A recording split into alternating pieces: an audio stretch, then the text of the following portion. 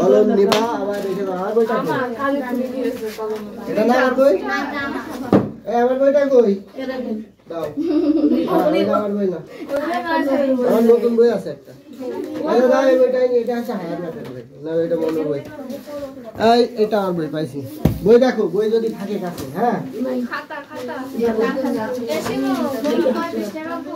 এই শোনো।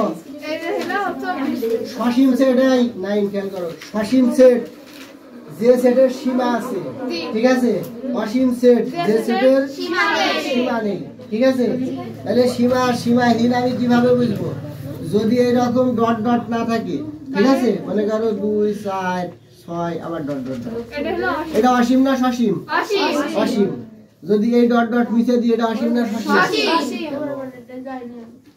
এক পাশে ডট ডট আছে না, এক পাশে অসীম না, তাইলে এটা হ্যাঁ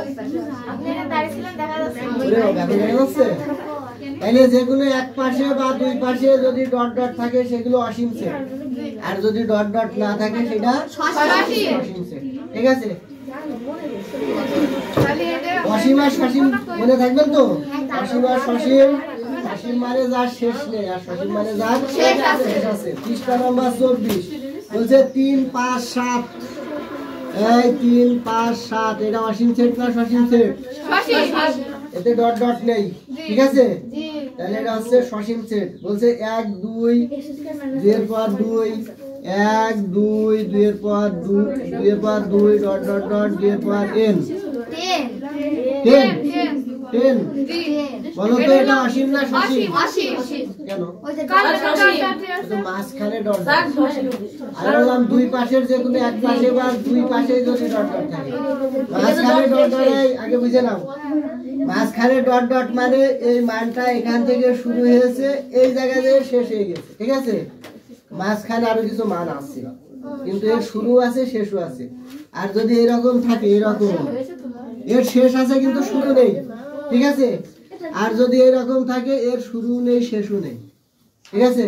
শুরু জানা নেই শেষও জানা নেই। কিন্তু এইরকম থাকলে এর শুরু জানা আছে শেষ, যার শুরু জানা আছে শেষও জানা আছে সেটা হচ্ছে সসীম। আর যার শুরু অথবা শেষ যে কোনো একটা জানা নেই বা দুটোই জানা নেই সে হচ্ছে অসীম, ঠিক আছে? তোমার দেখবে 1 2 2 এর পর 2 ডট ডট ডট 2 এর পর 10, তাহলে এর শুরু জানা আছে শেষও জানা আছে। সসীম না অসীম? ঠিক আছে? এই অঙ্ক হলে বলবা অ্যানসার হবে x² - y², গুণ যেন ভুল না হয়, ঠিক আছে? তারপরে দেখো 3 এই, তারপরে দেখো 3 3² 3 এর পর কিউ, 3 এর পর কিউ ডট ডট ডট এই জায়গায় জিজ্ঞেস করে দিয়ে বলো এই রাজের এটা অসীম না সসীম? অসীম কেন?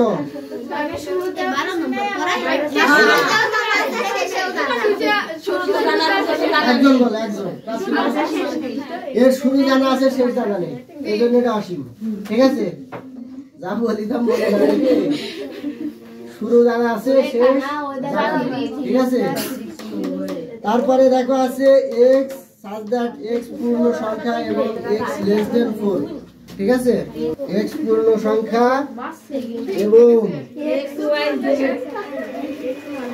x less than 4। এই তোমরা শোনো, আগে যাচাই করে দেখি এটা আছে যে অসীম সেট না সসীম সেট? পূর্ণ সংখ্যা x এর মান না উদার কি আছে? পূর্ণ সংখ্যা কারা? ধনাত্মক ঋণাত্মক অখণ্ড সংখ্যা। 1 2 বলে শেষ করতে পারবো না, যা বলে শেষ করতে পারবো তাই বলবো। শূন্য সহ ধনাত্মক ঋণাত্মক অখণ্ড সংখ্যা না? এখন বলছি আগে এই প্রাপ্তি বলো তো এটা কি তোমার সসীম সেট না অসীম সেট? কেন? এটা সেট গঠন পদ্ধতি না তালিকা পদ্ধতি? তালিকা পদ্ধতি। সেট গঠন পদ্ধতি। তালিকা পদ্ধতি যে এইগুলো এটা এটা এটা এগুলো সরাসরি বান্ধা আছে না? এটা কি সরাসরি বান্ধা আছে? তাহলে এটা সেট গঠন পদ্ধতি। আবার তালিকা পদ্ধতিতে নিয়ে দেখতে হবে এটা অসীম না সসীম। সেট গঠন পদ্ধতি দেখে তুমি বলতে পারবে না এটা অসীম না সসীম, ঠিক আছে? তাহলে x পূর্ণ সংখ্যা বলেছে, পূর্ণ সংখ্যার ভিতরে ধনাত্মক মানও আছে। এটার অর্থ কি বলতো? x less than 4। একজন বলো,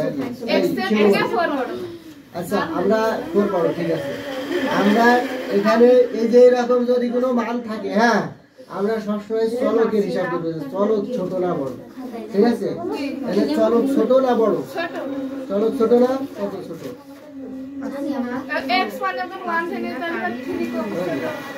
কত ছোট লিমিট দেওয়া আছে এখানে? কত ছোট হিসাব করে বের করতে পারবা? কত ছোট? শোনো, এক্স এর মান হবে, দেখো আমি বলি, এ কত ছোট কারো জানা নেই। ডট ডট ডট মাইনাস, মনে করো যদি 3 থেকে দাও -3 -2 -1 0 1 2 3, ঠিক আছে? এদিকে খেয়াল করে, ভালো খেয়াল করে, অঙ্ক না বুঝলে অঙ্ক পারবে না। এক্স এর মান 4 এর চেয়ে ছোট না? কত ছোট জানা নেই, ঠিক আছে? মানে বাম দিকে, 4 এর বাম দিকে যত মান আছে সব এক্স এর চেয়ে ছোট, এই 4 এর চেয়ে ছোট, তাই না? 4 এর বাম দিকে কত মান আছে কেউ জানো? কেউ জানো না, এই জন্য ডট ডট ডট -3 -2 -1 0 1 2 3, এদিকে যত মান আছে সব এক্স এর চেয়ে, এই 4 এর চেয়ে ছোট না? 4 এর চেয়ে ছোট।